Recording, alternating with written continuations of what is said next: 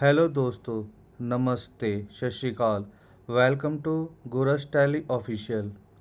आज हम अकाउंटिंग का एक बहुत इम्पोर्टेंट टॉपिक समझेंगे, बैलेंस शीट।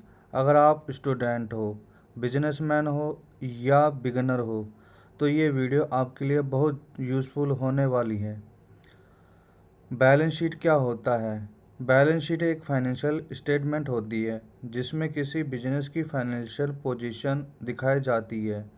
इसमें तीन मेन चीज होती हैं: एसेट संपत्ति, लायबिलिटी उधार जिम्मेदारी, कैपिटल ओनर का पैसा। दोस्तों, आज हम समझेंगे एसेट यानी संपत्ति क्या होती है।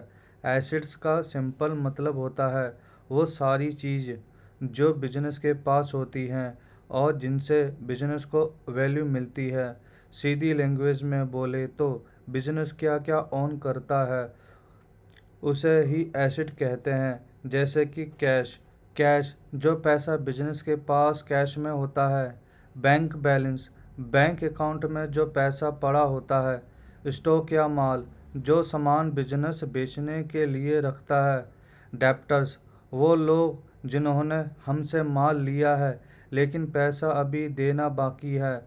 बिल्डिंग, मशीन और फर्नीचर, ये सब भी बिजनेस की एसेट्स होती हैं क्योंकि ये बिजनेस चलाने में मदद करती हैं।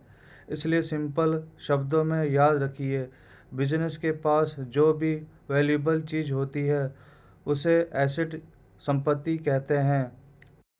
चलिए अब स्टार्ट करते हैं। लायबिलिटी, बिजनेस को जो पैसा या चीज़ देनी होती है उसे लायबिलिटी कहते हैं। अब बात करते हैं लायबिलिटी की। अकाउंटिंग में लायबिलिटी का मतलब होता है वो पैसा या चीज़ जो बिजनेस को किसी और को देनी होती है।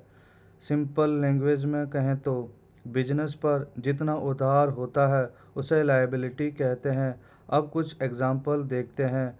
क्रेडिटर, क्रेडिटर्स वो लोग होते हैं जिनसे हमने माल उधार में ख़रीदा है और हमें उन्हें पैसा देना होता है।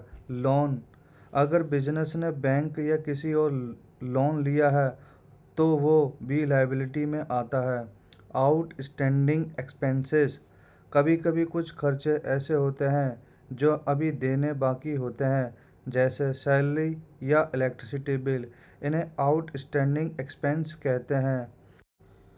बैंक ओवरड्राफ्ट, जब बैंक अकाउंट में बैलेंस कम होता है लेकिन बैंक एक्स्ट्रा मनी यूज़ करने देता है तो उसे बैंक ओवरड्राफ्ट कहते हैं।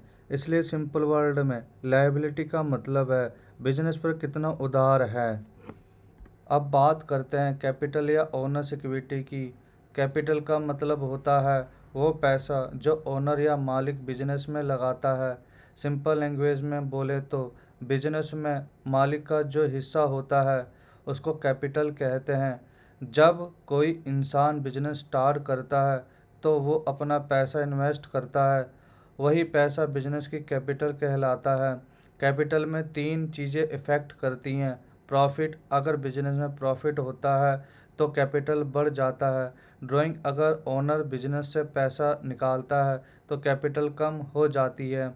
लॉस, अगर बिजनेस में लॉस हो जाता है तो कैपिटल भी कम हो जाती है।